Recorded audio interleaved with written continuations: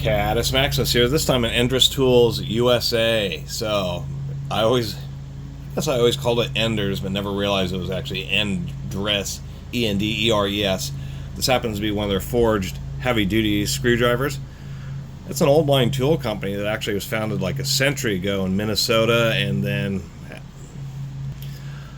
unfortunately wasn't able to keep the business going. They ended up getting bought out, I think, in the 2000s or 2010s, but I don't know if I think they went back out of business again. Their website has a copyright 2016 on it, no catalog.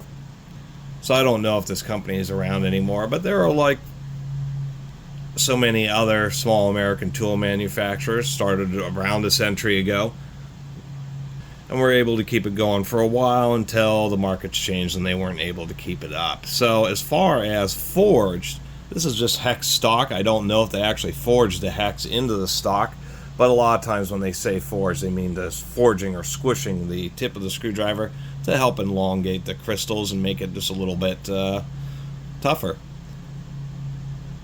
It is, of course, a bolstered screwdriver because it has a hex shank, so you can grab a hold of it with a wrench or pliers or anything like that.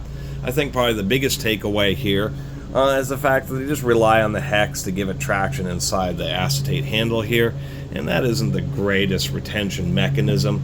I like to see the little wings there. So if you really are putting a lot of twisting force, there's just a little bit less stress on the plastic. Of course, this is a Stanley 100 Plus here. They have a forged-in bolster, which also acts as a stop, so if you do end up hitting it on the end of the handle, it won't drive the shaft into the handle. Here, what they've already done is basically driven the shaft all the way into the handle. So, probably similar strength.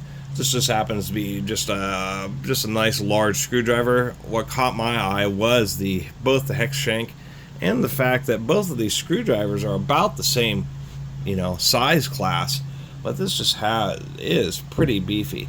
And looking around, I had never actually made a dedicated video about any Enderes tools, even though I've run into a few of them and I've talked about them before and shown some, but I guess it must have been, one of my comparison videos or something like that.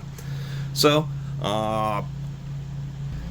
in this instance, I don't think it's as good as a Stanley 100 Plus on some aspects, but on other aspects, particularly using it as a pry bar, being a heavy-duty screwdriver, I think it's certainly better. Although this may be one size smaller, both of these really are about the same size class.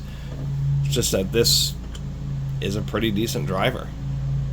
And that was really the whole point of the video. Kind of like collecting these old heavy-duty flathead screwdrivers because they show up quite a bit and they're great for impromptu chisels and pry bars. And there's a lot of them out there, and they're also the type of thing where you do use them as chisels and pry bars and end up breaking or damaging or severely bending them. So it's always kind of handy to have a few extras. Anyway, thanks for watching.